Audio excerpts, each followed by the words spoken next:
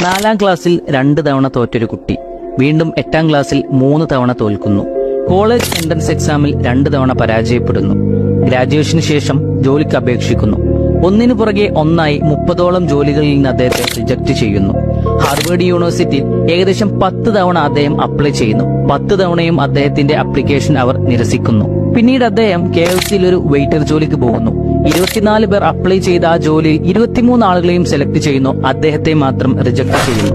എന്നാൽ അദ്ദേഹം ഇതിലൊന്നും പരാജയപ്പെടാൻ തയ്യാറായിരുന്നില്ല. ഇതേ ദൃഢനിശ്ചയത്തോടുകൂടി അദ്ദേഹം സ്വന്തമായി ഒരു കൊമേഴ്സ് കമ്പനി സ്റ്റാർട്ട് ചെയ്യുന്നു. വളരെ കുറച്ചു കാലത്തിന് ശേഷം ഈ കൊമേഴ്സ് കമ്പനി ലോകത്തിലെ തന്നെ ലീഡിംഗ് കൊമേഴ്സ് കമ്പനികളിൽ ഒന്നായി മാറുന്നു. പലതവണ പരാജയപ്പെട്ട ഈ വ്യക്തി ചൈനയിലെ ഏറ്റവും വലിയ കോടീശ്വരന്മാരിൽപ്പെട്ട ഒരു വ്യക്തിയായി മാറുന്നു. നിലവിൽ ഈ വ്യക്തിയുടെ ആസ്തി എന്ന് പറയുന്നത് 34.5 ബില്യൺ US ആണ്. നമ്മൾ ഇതുവരെ പറഞ്ഞത് മറ്റാരെയും കുറിച്ചല്ല, അലിബാബയുടെ ജാക്ക് മയെ കുറിച്ചാണ്. ജാക്ക് മയുടെ